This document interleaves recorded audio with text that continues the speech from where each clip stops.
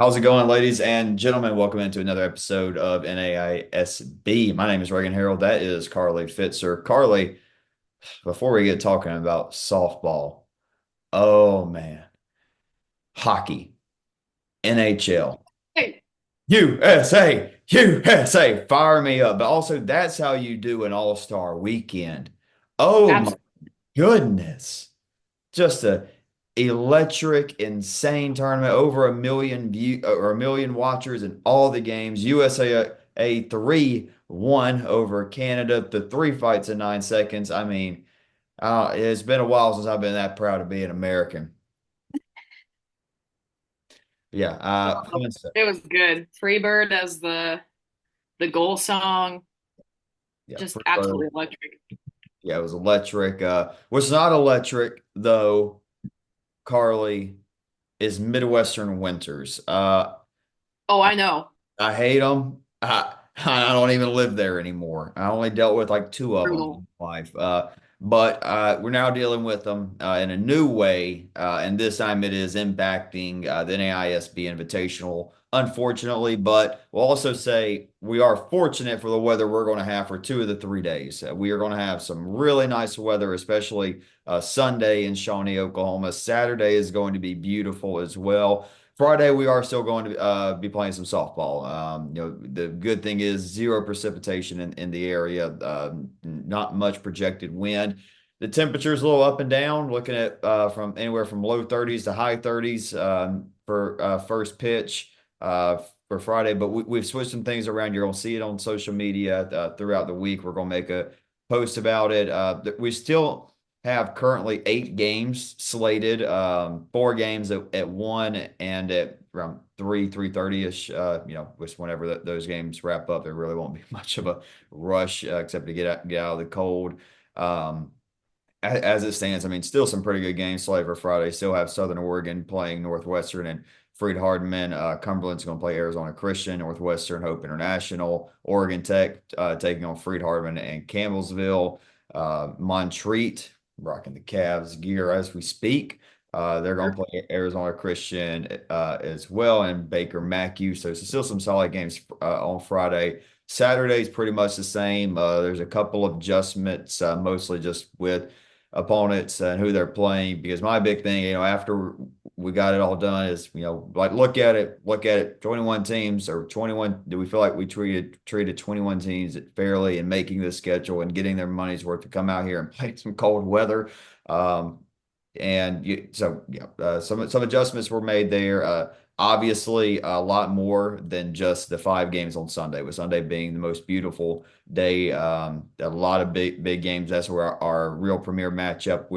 That was going to kick off that Friday is now going to kick off the Sunday, the final day of the first NAISB Invitational. It'll be USAO Cumberland's, and then just some really good games in that. 10 o'clock Sunday spot. You got Baker, Columbia, Central Methodist playing Oklahoma City, Campbellsville, Southern Oregon, Hope International, Missouri Baptist, and Grandview, Midland all going on at the same time. Not a bad way to kick off the Sunday. Some really, really great games going to be played, which all know. Looking at Saturday, just a reminder, some of the big ones there. Oklahoma City playing Hope International and Oregon Tech. Northwestern plays Baker. USAO taking on Southern Oregon and Hope International. Midland, Oregon Tech, of course. Carly, your last NAI softball game against the Yeah. Owls. Yeah, a They big take on Missouri Baptist, who again, nice weekend, pick up a nice win for the Spartans. Yeah, I mean, ton, just really phenomenal games. And again, all 21 coaches, I cannot thank those individuals enough for their constant communication since over the past 4 or 5 days. They've been some long days, especially the first night. Was it Thursday? Yeah, Thursday night, where it was like, okay, now we're looking at it and it's looking like, okay, we need to make that revised schedule and get it done. Some long hours, that needless to say, and getting that done. But thanks to all the coaches, we were able to get it done. Their patience and just working with me, constant, quick communication. So when I was sending out the schedule originally, for the first revision, at like 2 o'clock in the morning. It's like, all right, how's it look? What do we need to make adjustments on? Is this? All right, we were able to get it quick. We were able to finalize that schedule very quickly, pretty much by Friday afternoon. So within 24 hours, we had a pretty set schedule. One or two things have changed throughout the weekend. We're just trying to get as many games off of Friday really as possible. Just like I said, Saturday and Sunday are going to be awesome. I mean, Saturday's we're going to start 10 a.m. Going to be about 40 degrees, and it'll to me that's cold. But hey, Midwesterners, I mean, I guess 40 is not too bad this time of the year. So it'll be Especially, like, as I say, especially coming from the crap weather we have been dealing with, that 40s yeah, feeling like, yeah, but super exciting. Again, we'll get up there like the 50s on Saturday, and then Sunday, beautiful 50 to low 60s. Just gonna be some great softball weather to wrap up that weekend and send everybody home. And you know what came into the year as the premier preseason tournament, and we want to keep it that way. And again, it's year one. We're going to keep building on it. A lot of things that we're going to add in years to come. One question I've been asked a lot throughout this process is where will this be next year? We'll see. I want to keep it in Shawnee. I think the city there has just done a phenomenal job of everything. But we'll get through the weekend and we will we'll move forward. But again, just super excited for it. But Carly, what a phenomenal weekend, Thursday through Sunday in the NAIA softball world. Let's talk about those games. Going to Thursday, just a couple of really action-packed double headers that set the tone for the weekend. La Sierra and Park Gilbert to get things started. Park Gilbert, a late surge, with La Sierra able to hold on in that game one 9-8 victory. La Sierra led 8-2 heading into the fifth inning. Renee Sena, 2 for 4 with 3 RBIs. Alexis Cook, 2 for 4 with three RBIs and a double, helped them build up that lead. Castro, two run home run, got Park within one in the seventh. Shelby Debendetti gave up that hit or that home run, then set down the next three Park Gilbert bats. I mean, Carly, talk about how impressive that is. Watching a pitcher give up that big 2-run shot. Park's got all the momentum, and then you see her be able to settle down and get 3 outs, three in a row like that. yeah, I mean, props to her. I mean, giving up that home run, it's got to rattle you. But yeah, I mean, it takes a lot of focus and trust in your defense and your offense to just keep pushing. And I mean, hats off to her. Yeah, in game two, Park would win this one 8-6, but La Sierra would have the lead again late 6-4. Monica Chan and Bree Jackson.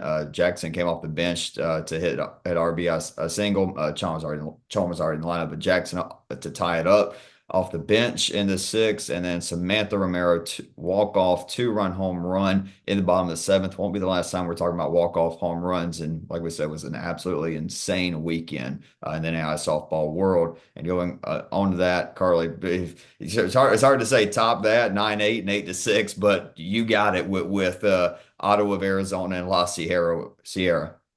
Yeah, a couple crazy games on Friday between the two. Game one, OUAZ takes it 9-8. They score five in the bottom of the third and three in the bottom of the seventh to hold off La Sierra. Alexis Jimenez, 3 for 3, 3 RBIs, a double and 2 runs scored for her. Carly Chaveria, 2 for 2, 3 RBIs and a double. Stephanie Cortazar got the W in the circle, going 2 2/3, allowed just 4 hits. And Renee Sena, heck of a game for her for La Sierra, 3 for 4, 5 RBIs, 2 home runs, and a run scored. But OUAZ just comes out on top 9-8. Game two, absolutely crazy game looking at the scoreboard. Uh, 19-18, Arizona. Both teams record 21 hits each in 8 innings. Just a crazy scoreboard. I mean, 11 combined runs in the first inning, 6 from La Sierra in the sixth, 2 runs to send them to extras from OUAZ in the seventh. They ultimately come out on top, scoring 3 in the bottom of the eighth. Savannah Sutton 3 for 5 with a home run and 5 RBIs. 2 runs scored by her. Mia Cassidy 2 for 3, a double, a home run, 3 RBIs. Alexis Ayersman got 2 innings for her, giving her the win. Only gave up 2 hits. And then La Sierra had 4 players record 3 RBIs. Renee Sina, another insane game for her. She goes 2 for 4, records another home run, 3 runs, 3 RBIs. But yeah, 19-18, absolutely insane score to look at. They might have beaten the Chiefs in the Super Bowl. It would have been close. His Chiefs had Yeah, with 22 like garbage time points, but I mean, wow. I mean, talk about offense. offense like that, I mean, crap. Yeah, and you with when you have what 37 runs, you usually see errors out the wazoo. But I mean, two errors for La Sierra, 3 errors for Mono Arizona. Obviously, not something they want to keep pace with throughout the year, but nothing crazy. But 21 hits each. I mean, just unreal. What a game! What a fun game. I wish we had the run time here. I would love to know how long that game took to wrap up, but. Moving on to other games on Friday. Really good Friday for Missouri Baptist. They get 2 wins over Red River opponents. They take down Texas A&M San Antonio 3-1. Miranda Landon had a 2-run home run in the seventh to propel them over, could take that 3-0 lead and hold on 3-1 win over Texas A&M San Antonio. Phenomenal job. We've seen these two before, of course, familiar names in the circle with Alexandria Cafola and Brooklyn Fisher, but Cafola goes 4 1/3 of 2 hit ball. Fisher, two and 2/3 of 4 hit, 1 unearned run for the win, and then another just thrilling game, 9-8 win over Our Lady of the Lake. Real quick shout out to Caitlin Teresa from Olu. Their first baseman went 3 for 5 with 2 home runs and 3 RBIs in the losing effort to Missouri Baptist. But let's see, they have one, two, three, four, 5 players with multiple hits. Jenna Axe had 2 RBIs. Cameron Kessler had 3 ribeye steaks. I mean, up and down the lineup against some solid pitchers from Our Lady of the Lake, and then you just look at the fourth and fifth innings, fourth and fifth inning, fourth and fifth innings of these games. Sorry, Ligriff home run from Oback, Terrazas, who we just talked about, home run to make it 6-5. Salas ties it up 6-6, and then Mobap would pull away, but a lot of fireworks in that one. It's a good win for Missouri Baptist. And of course, you remember Marsh's pick of the week, Missouri Baptist and Olu. He did pick Mobap and Carly. Here's where we got pause and we got to discuss something. So Marsh's record, I believe, should be 1-0-1. So he got the win right out with Cumberland's Madonna. Of course, LSU and Weber got rained out.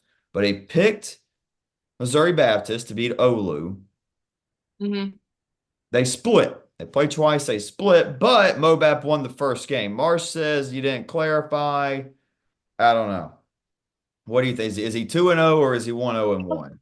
Well, if I remember correctly, he ate the treat out of the other hand, so he kind of picked a split. Oh, good point. Good point. Now he may have just been eating the treat because he's a dog, but good point. Marsh is officially 2-0. It's been voted on. It's been passed. I don't know if anybody's got a problem with it. They gotta go. They gotta tell Marsh to his face. It's his fault for eating a tree, and I dare anybody to have a problem with that. Well, Carly, it was a really good weekend for a lot of teams in the Peach State. A lot of teams from my home state that we are going to talk about. One of those teams won the weekend. We'll talk about them throughout the episode because they had 3 really good days. But let's start with the new era in the Reinhardt Eagles with Matt Wright, strong wins over St. Andrews. Yeah, off to a great start for Coach Wright. They get game one, 9-1 and 5 over St. Andrews. Taylor Wade with a triple and 2 RBIs. Molly Stevens, 2 for 3, a triple herself and 3 RBIs. Ainsley Pettit gets the win in the circle. She goes 3 innings, gives up just 2 hits, but 4 strikeouts for her. And then game two, pretty similar. They defeat St. Andrews 10-2 and 6. Aaron Lee goes a solid 4 for 4. Ansley Height, 2 for 3 with 4 RBIs. Emma Scott, a 2-run home run for her. And Bella Krauth with the win in the circle. 3 innings pitched. Similar, very similar stat line to Ansley, 2 hits and 4 strikeouts. Yeah, obviously, we'll see them pretty soon take on a little bit tougher competition than St. Andrews, but you like seeing it, Coach Wright. Just excited to see what they have this year, of course. However, whoever the head coach is, that team and the Reinhardt Eagles are going to have the target on their back in that conference. So solid start, get them a couple nice, convincing wins to start the year. Speaking of starting the year hot. This is a team I was just alluding to, Carly. If there was a winner of the weekend, it is the Georgia Gwinnett Grizzlies, 5-0 against some really quality opponents there in their home ballpark. And we'll touch, I want to circle back and we'll touch on this at the end. But Carly, they win 5 games in very different ways. The first one, though, is just pure domination against Lindsey Wilson, a 9-0 a victory that after watching that one again, I gotta say it. I said it on Twitter. I said it at the beginning of last year. I'm gonna say it again at the beginning of this year. Matt Mahoney and them folks, phenomenal job at the Grizzly Digital Network. It's always a pleasure to watch They have a Grizzly. great broadcast. Absolutely on the Georgia Gwinnett Grizzly YouTube, just phenomenal stuff. They know what they're doing in L Town. And speaking of knowing what they're doing, they look like they figured out how to swing the bat pretty well. And not only that, they are pushing runs across. They're doing it in different ways. The first 2 games of the season, they have 5 stolen bases in both of them. Carly, we mentioned back at when we talked in our season previews about the Grizzlies, it was going to be who was going to continue to develop and step up, particularly that group of freshmen heading into their sophomore year. Sophie Sisk out in left field, a phenomenal day, goes 2 for 3, has 2 runs, 2 RBIs. Haley Robinson, a pair of RBIs as well in the game. They jump all over them, 9-0. Annalise Jarvis does what she needs to do in the circle. 5 innings, shutout ball, 4 Ks, 4 hits, solid from her. And then in game 2 of the day for them, a little bit more familiar from what we see from Gwinnett every now and then. 2-0, nice and simple. But this time in the circle, Kaylin James, phenomenal job against a solid Rio Grande lineup. 6 1/3, 5 hits, no runs, 3 walks, 4 strikeouts. Defense does well around her. They're able to produce a run early and a bases loaded walk drawn by another sophomore that we mentioned a couple episodes ago, Morgan McQuagey, and then Jane Hoover. Uh, advanced a second on a pass ball. Okay, that was the pass ball. That's right, in the 6th inning. That made it 2-0. But yeah, just really solid 2-0 start for the weekend. Again, we're going to talk much more about them as we go on throughout the day. But just notice right there early. Obviously, they don't allow any runs throughout the day. That's impressive, but they can win at 9-0. They can win at 2-0. So already they're showing that kind of theme early on, Carly. Yeah, yeah. And moving on, St. Francis has a pretty good start to their weekend. They upset Madonna and Lawrence Tech and Alyssa Monroe's coaching debut. They defeat Lawrence Tech in their first game of the day, 6-4. They hold off a late comeback surge from Lawrence Tech after they scored 4 in the 5th. But Shilese Cluck, 2 RBIs for her. Morgan Smarto, 2 for 4 RBI for her. And then Kirsten Manning has a great day in the circle, going 6 2/3 and recording 12 strikeouts herself. And then very great game for them against Madonna. They defeat them 2-1. They score 1 in the bottom of the first with an Emily Hurst single through the left side. Rose Morrow would single to score 1 in the bottom of the second. And then they would hold Madonna from there. Kirsten Manning, another great game for her. 7 innings pitched, allowed 7 hits and striking out 3. Great 2-game stretch there for St. Francis. Yeah, and look, first couple of games of the year for them, new head coach coming off an opening round where I was pretty impressed, especially you mentioned Kirsten Manning, what she did there, putting up those strikeouts. I mean, we talked about absolutely Could be a conference or win the Chicagoland's Athletic Conference Pitcher of the Year. Yeah, and she says she can do that early on. But speaking of some really impressive pitching. Campbellsville outlasts Northern Ohio in a game that had no runs through 7 innings. Laney Wooten and Emma Markham for Campbellsville. Wooten for Northern Ohio put on an absolute performance. But Campbellsville, they beat Trinity Christian 14-0, take care of business in the first game. But in that one against Northern Ohio. Markham, 9 innings, 8 hits, one unearned run, only gives up 4 walks and strikes out 12. What a performance in the circle for Coach Wathen's ace. Corey Harris, 3 for 5, and a stolen base as a leadoff solid. Selena Metcalf tied it in the 8th with a ground out to short that scored the tying run in a pressure situation. That'd be tough as a pitcher. I don't know how many strikeouts she had through 8, but Markham only the one unearned run in the top of the 8th. But the offense got done when they needed to. And then Emily Reynolds played the hero, walk-off double in the 9th to win it. You know me, Carly. You know how much I love these pitchers duel. That one right up my alley. Yep. I love it. William Carey, Sorry. no, you're good, but hey, just a team we talked about it, especially heading into the year. Not really sure what all they would look like lineup wise, but we knew what they would have in the circle. Very impressive win against LSUA last week, and they continue to roll with William Carey Crusaders. Carly, you had them in one of your Columbus 10 last week, and they're proving you right. I did. Yeah. They're making me very happy right now. 6-2 win over Georgetown. Megan Caro, RBI double. Madison Prejean, 2 RBIs for her. And then Ryan Hornsby, 7 innings pitched, only one earned run and 4 strikeouts. Um, and then game two, another solid win over Stillman, 6-1. They jumped early, loading the bases in the first. They come out of that with 2 runs themselves. Lily Robertson, 3 for 3, 2 runs, an RBI, and a double. Julia Shaw, 2 for 2 with 3 RBIs and a double. And then Rana Neiman, 6 innings pitched, allowing just 3 hits and striking out 4. Yeah, just they continue to roll. A couple of games you'd expect them to win, and they do exactly that. Pitching is solid, put 6 runs on the board. You feel confident in winning games with who you have in the circle there for William Carey. Going on to Saturday, Carly.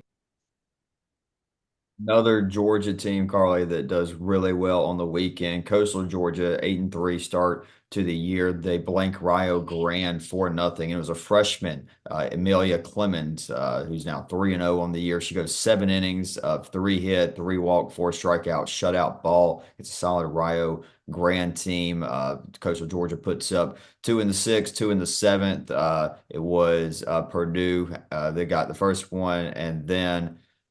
Sorry, it was Mackenzie Collins, their shortstop, with the solo shot, and then Riley Mills, the 2-run double in the 7th to get them up 4-0 on Rio Grande, and a quick shout out, Coastal Georgia, phenomenal job on the social medias this weekend, and that is something we're just going to do all year, folks. We may even look to have it be 2 teams a week.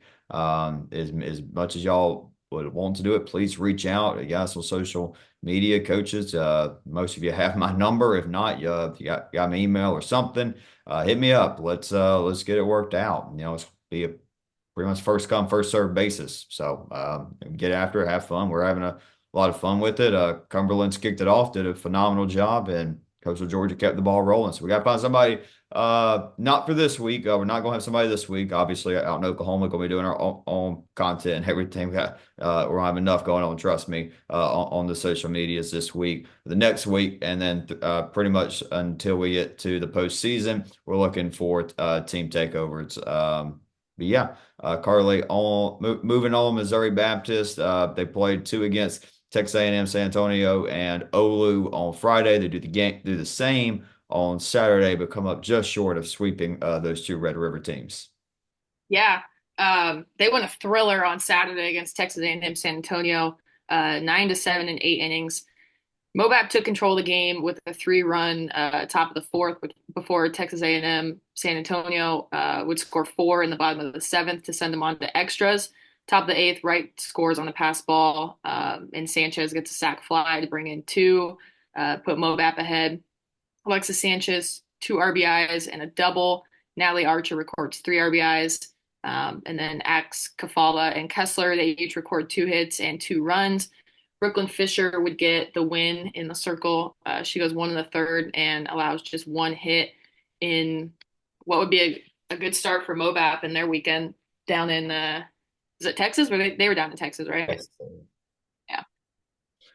Yeah, they were almost able. They go 3-1. Obviously, they'll take that. But just say Olu, after dropping that one to Missouri Baptist, had no interest in losing a softball game on Saturday. 9-0. Just dismantled Missouri Baptist. Fisher, obviously a great pitcher, but they go yard on her three times. Alyssa Flores, Grace Ross, Christy Salas, all familiar names there for Coach Bruce Lennington. Ross and Salas with multiple RBIs. Ava Hernandez didn't have to be phenomenal, but she was phenomenal. 5 innings, three strikeouts, only gives up four hits. And then, I mean, Langston versus Olu, just 17-0. That was not no hitter. Annika Laterio and Valerie Vielma, apologies. They combined for the no-no, eight strikeouts between the two of them. I mean, bug Yeah. par, Yeah. it was just, 17-0. Not a whole lot needs to be said. I mean, lineup just went absolutely crazy.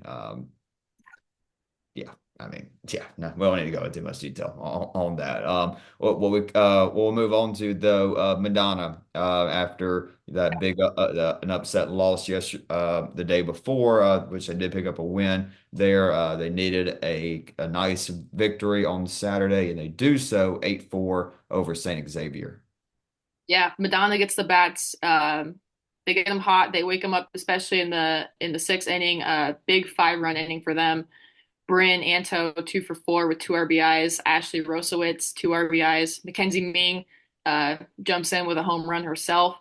Faith Peschke 3 for 3 with two RBIs. And then the Crusaders would use all three pitchers, but Camille Oyer 4 2/3 with zero earned runs and two strikeouts.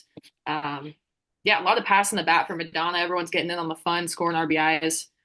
Good, solid bounce back after their loss on Friday. Yep, nice win for them. No bouncing back, just continuing to roll in Georgia Gwinnett. And we talked about it now. So day before, 9-0, 2-0, pitching dominates. What happens when the pitching gives up a five spot against Lindsey Wilson and a good pitcher? We have Lindsey Owen, one of the most versatile players in NAIA softball, that's not a pitcher and hitter, but young player. In outfield, obviously been a great DP catcher, but she goes 3 for 4, two RBIs, a couple runs. And like I said, those first two games, they were burning up the base paths. Not really necessarily, didn't wasn't really how the game shaped out. But again, Sophie Sisk, sophomore, 2 for 2, scores a run. McKenna Talcott 2 for 4 RBI and a run scored for her. McQuagey gets on base a couple times as well. In the circle, in it was Isabella Teams, Caitlin James combining. Only give up the one earned run. Defense a little shaky in this one for Georgia Gwinnett, but they answer another question. They have two pitchers behind Jarvis come in. The give up some unearned runs. How do they respond? They don't let the floodgates open. The offense does what they need to do, keeps them in the game, come back and win at 7-5. Nice one for Georgia Gwinnett there. Yeah, yeah. And moving on to Olivet Nazarene, they walk off Aquinas in the eighth, taking it 5-4. They'll score one in the bottom of the seventh to send the ball game to extras, courtesy of Shyla Bowes and her RBI single up the middle. Bottom of the eighth, Stephanie House singles to knot it up at 4. They load the bases with one out, and then Autumn Adamick reaches on a fielder's choice, putting them ahead and giving them the winning run. Fun. That's a fun one. Yeah, you know what? I love a good walk off. Well, I got another one for you. How about Mount Mercy putting up a 4 spot in the seventh to walk off Cleary 7-5? I mean, how about this when you have Maddie Bunkowski for Cleary going up, they are putting them up 3-2 with a home run in the top of the sixth, and you have Sarah Hike tying it up 3-3 in the bottom of the sixth with a solo shot. Cleary puts a couple on the board with the single, and then a Repska triple. It's 5-3 heading to the seventh, and then you have Ashley Smith get them right back in the ball game, scoring her sister Abby Smith make it 5-4. Smith now 60 feet away. Webb single to score her and tie it up. And then Callie Janik had a runner runner on, could have shot a gap. So screw that. I'm sending it over the fence. It's Janik hitting a walk-off 2-run bomb from Mountain Mercy, a program known for its pitching. It has some late hits and a thriller over Cleary. Yeah. And keeping it rolling with the walk-offs, Keep Dickinson it State. rolling. Keep it rolling. Keep them hot. Keep them rolling. While we're at it, Dickinson State comes back from 3-0 to walk off Mount Marty 4-3 in the ninth. Mount Marty would jump out early, scoring two in the first and one in the third. Dickinson State would tie it in the bottom of the seventh with the Brooke Lajewski single through the left side. And then bottom of the ninth, Dickinson State walks off with an RBI single from Selena Wilharm, her first hit of the day. Jersey Morse 2 for 4 with an RBI. Bailey Berg, two doubles and 2 runs. And then Allison Eldridge got the win in the circle, 2 innings and allowing just 1 hit. Yeah, it's phenomenal. I mean, just a great weekend of softball. I mean, there's so many great games. We got more. We got more coming. We're Yeah, gonna cool it yeah, back down. just wait. Yeah, we're gonna cool it back down. We're gonna cool it back down now. Because this one didn't really have the suspense of some of those other ones. That is the first game of Embry-Riddle and College of Idaho. The second one was a fun one, but the first one, a 10-run third inning for Embry-Riddle. They jumped on them early, Carly, and game was over. Familiar names: Leah Salas 2 for 3, a couple of RBIs for her. Jade Bayless goes 2 for 3, 4 RBIs. Kelly Clark goes 2 for 3, 3 RBIs, 3 runs for her. So a lot of power. Embry-Riddle may be one of the most powerful infields in NAIA softball. I think that's possible. Cumberland's another team obviously comes to mind. Olu's going to hit a ton of home runs this year. Yeah, Let's not go down that tangent right now. But Vanessa Brink, College of Idaho, look, they got a good lineup. We said this. They're going to be able to score runs. They got on her a little bit, gave up 3 earned runs, walked 5. Very disciplined lineup there. But College of Idaho in game two would be the pitching. It would be Abby Brooks, 7 innings, got 6 hits, 7 walks, was able to work around it. Dotson 5 strikeouts. Embry-Riddle actually got the lead early in this one, but College of Idaho, Cameron Ham would have an RBI double. Haley Campbell went 2 for 3, and Chloe Fletchinger both had RBIs to give them a lead and a little bit of insurance there in the fifth and the sixth inning for them to cruise on and split that one. They're actually finishing up.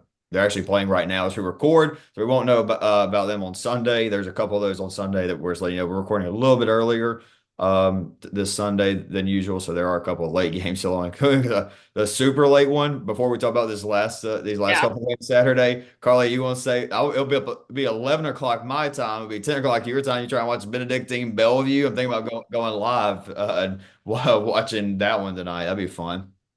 Oh my God. Listen, I'm in bed by 8 p.m. most nights, so that might be the first thing I check in the morning. But Yeah, can we no, start on a little softball after dark, if you will?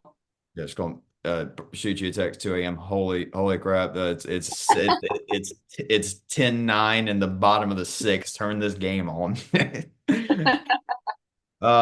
But game was not 10-9. Again, not a whole lot of suspense in these two. William Carey again. They take on Georgetown and Stillman. And just real quick, Carly, because I think Yeah, William Carey. yeah. I think William Carey is sorry. I think they're the team that may be trending up more than anybody inside the top 25 right now. I expect them to make a really big jump when the first polls come out. Yeah. Capping off a great weekend for them. They got two 8-0 wins against Georgetown and Stillman. Um, Liz Cross had a great weekend against Georgetown, 2 for 3 with 2 runs, two RBIs and a double against Stillman. She stays hot going 2 for 2. Um, Rhiannon Neiman had a great game against Georgetown, 4 innings pitched, giving up just 2 hits and striking out 6. Ryan Hornsby, 4 innings, allowing just 3 hits. Um, yeah, just getting it done for William Carey. And I expect them to keep going. Honestly, that's why they're in my way too early Georgia 10, Columbus 10. Yeah, we didn't. Yeah, there's a look. We can only put 10 names on the list, folks. That's all we can do. We only put 10 names on the list. Look, it's we'll see. We'll see. We'll do another one. We'll do another one. I'm thinking maybe second week of March. Once we get some conference series under our belt, we'll throw another one out there. Um, but yeah, there's already so I'm like, am I put William Carey on my list? I was like, Northwestern's not on there either. I was like, huh. Yeah, I liked your pick with Mobap though. That was a good Oh one. yeah, I think that one's going. I am like last year. I was ride or die with Madonna and Friends. And this year, I like the not, and when I say ride or die, I mean not top 25. I'm riding you to, Adiana. get you to an opening round, and then I'm on. Then we'll see.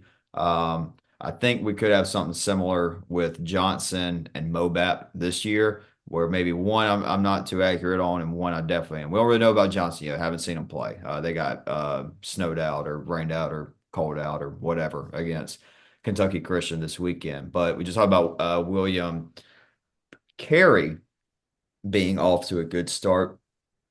William Penn's a sneaky 8-2 team right now, and one of those losses is 4-3 to Madonna. Keep an eye on William Penn. Yeah, let's just keep an eye on them. Two nice wins on Sunday. 6-5 against St. Francis. They're down 5-0 heading into the fifth, and then bam, a sixth spot. Layla Smith, a huge day for her, 3 for 4, 3 RBIs. Torrey Smith and yeah, Torrey Smith, 2 hit day. Pierce, a two hit day. Solid for them. Layla Smith, a big home run for her. Chelsea Huff, obviously early on got hit around a little bit, but she settles in and goes a distance and gets the win. Then they win the second one, 6-4.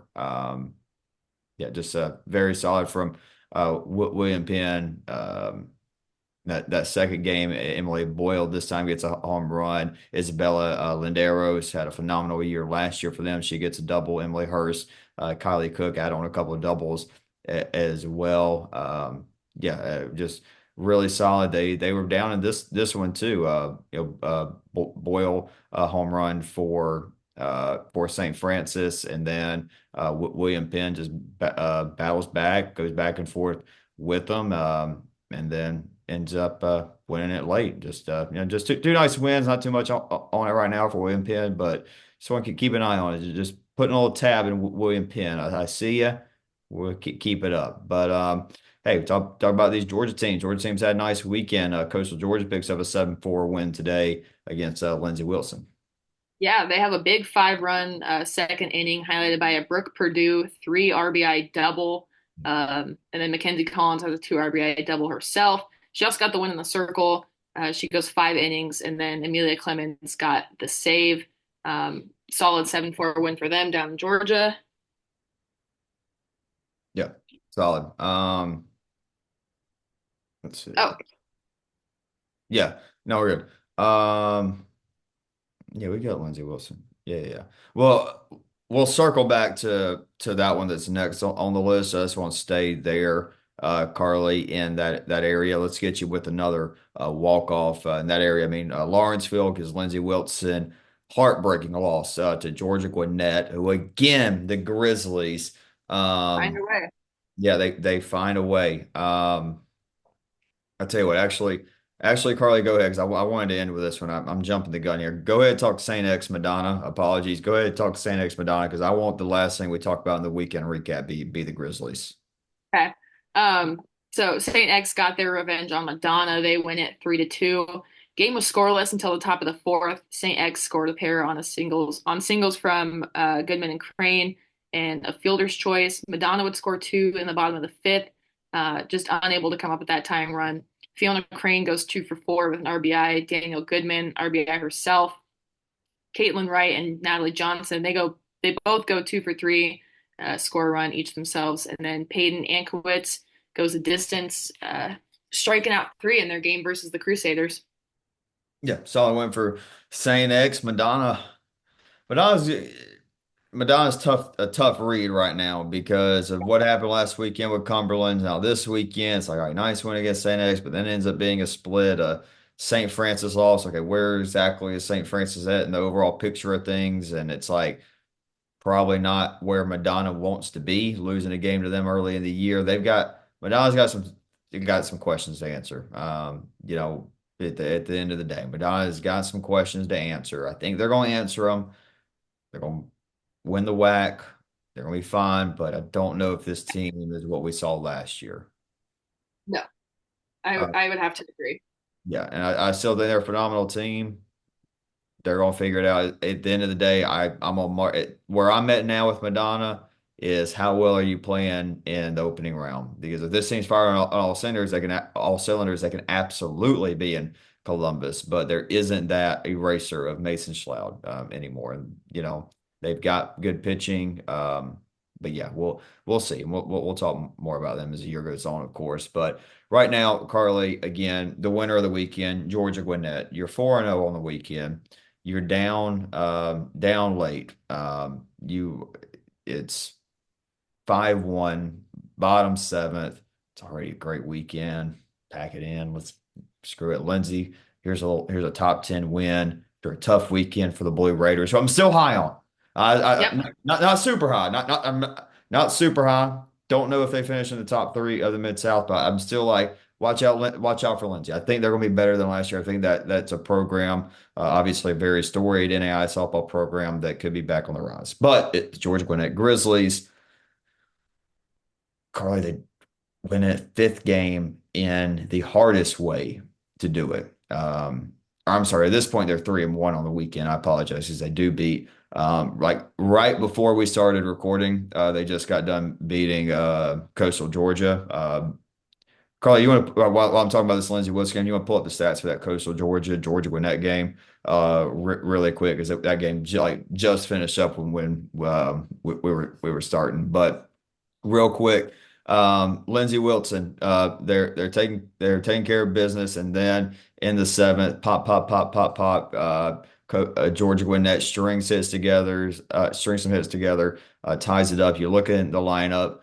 Sarah Rosel 2 for 3, Morgan McQuagey 2 for 3, 2 RBIs, Lindsay Owen again 2 for 4 with an RBI, Summer Hickson 2 for 3, or I'm sorry 2 for 2 with 2 runs. There's Lindsay Owen with the walk-off, hard hit ball to second base. Second baseman couldn't handle it. Runner came home to score. Game over. 4-0 on the weekend and going on to then face a nice Coastal Georgia team. Carly, have you got those up yet? it's coming. I had to refresh the page because it said uh Don't last worry about it. It's fine. It's fine. It's whatever. But what I do know is I know Gwinnett. It was over early. 7-3 is the yeah 7-3 is the final. Um, let's see Yeah, here. Lindsay, great day at the plate, 3 for 4, 3 runs scored. A couple RBIs for McQuagey and Savannah Jenkins. Haley Robinson jumped in on the RBI party. She got two herself. Lindsay Owen, two doubles. Haley Robinson, a double herself. And Annalise Jarvis in the circle gave up 8 hits, struck out two, only 3 earned runs. yeah. Yeah, we talk about a little bit later today about Benedictine or Bellevue plays Concordia and then Benedictine. But again, before we talk about these midweek games, Carly, neither one of us had Georgia Gwinnett in our Columbus 10. In fairness, we hadn't seen them play yet, but can't really use actually. I mean, we put Eastern Oregon in there. I mean, we hadn't seen Eastern Oregon play. And Georgia Gwinnett beat them. I mean, Georgia Gwinnett beat them in their house last year. They returned about the same amount of production, and I don't know. I mean, last year was just such the way last year ended. I think we still had a little bit of that bitter taste, not bitter, but we had a bad taste in our mouth from the way we saw their season in, how everybody saw their season in Columbus. They've obviously not let that linger. This looks like a rejuvenated team from getting to watch on the live stream throughout the weekend here or there. The stats are showing they're not dependent on one pitcher in the circle. They've got a rotation this year. They've got some really nice pieces that have gone from now freshmen figuring it out to sophomore true contributors. You've got some great veterans in that lineup. Of course, Hickson and then Lindsey Owen, who had a massive weekend. Actually, me saying Lindsey Owen just reminded me I need to put out who's going to be or the Google form for Player Yeah, of the Week because Lindsey Owen certainly going to name is certainly it will going be. to be up there. I'm sure we missed some other games or some people to talk about throughout the weekend. But man, it was an action-packed weekend to say the least. I feel like this took a while for us to get everything together for this episode. There was just so many great games, and Carly, we're treated to a phenomenal Monday and Tuesday as well. We are, yeah. Starting off Bellevue, Benedictine, and Concordia. They'll play a round robin up in Sioux Center again. Like we said earlier, they're playing really late tonight. So, Yes. little round robin there. West Coast Ryan, softball fans is perfect prime time. oh yeah, yeah. That's normal time for them. Not for me. I could never play that late. Sorry. Reinhardt and Middle Georgia State. They'll play Monday. Ottawa and Houston Victoria. They got a doubleheader scheduled. Um, Eastern Oregon and Embry-Riddle. They'll do their doubleheader on Monday. Sorry, that's my shorthand there, and you're trying to read it. My I was bad. like, ER. You got it. You figured it. You got I there. did. You got there. Yeah. On Tuesday, Ottawa going down there playing Olu after the doubleheader with Houston, Victoria. Y'all see I'm wearing Montreat. We didn't mention them in there, but we're going. They had a phenomenal weekend. Some just blowout wins for the Cavs. They have their first real test of the year. They take on Milligan. And also on Tuesday, that is a doubleheader with Montreat Milligan. I also have Cumberland, the Phoenix, taking on Johnson. So we get to see the Phoenix and the Royals kick off their seasons. We also get to see Tennessee Wesleyan go back to where their season ended in 2024 and take on the Cumberland's Patriots. And then we have really one of the more fun rivalries in the NAIA, LSU Alexandria against Louisiana Christian in a doubleheader. Saw that on LCU's schedule. I don't know if it was for baseball or softball, maybe for softball, but it said Red River Rivalry. And it's like, I feel like that one's taken. Let's maybe Yeah. figure out something a little different. I think we can get more creative. But yeah, I mean, so Bayou Bash? Bayou Bash. Oh, there we go. There we go. I took 5 seconds, and we got something that's not been used that everybody else knows. Um, Awesome. All right, Carly, solid episode. Go USA. Let's finish this thing off. Let's win. We're for the NAISB Invitational. We'll keep you updated, but looking at weather, I don't think we're having any more changes. As soon as we get a graphic, we're gonna put that out probably today. As is y'all are listening on Monday, obviously. Um, yeah, that's it. Carly, you got anything else? No, no. Countdown to NAISB's first invitational is it's in the single digits now. Yeah, we're in single digits. This time next week we'll be You're yeah, gonna be bundled up. we're bundled No, up. not next Sunday, but That's right. That's right. But we will I know you will be. we'll be recording. I'll be in the hotel room. We'll be recording and we'll be talking about the ISB Invitational and how it went. So super excited for that. Yeah. All right, everybody have a great early start to your week. It's Monday. Let's have a great Monday. Let's start the week right. We'll be with you on Thursday morning. Don't have an interview lined up yet. We have an interview. We'll see. We'll see. We'll see what we got. We'll see. Maybe if you want to be interviewed, reach out. I don't know. Reach out. Maybe we won't have anything planned, but we'll see. All right, y'all. We'll talk to you Thursday. Y'all have a great rest of y'all's week. Great games this week. See you.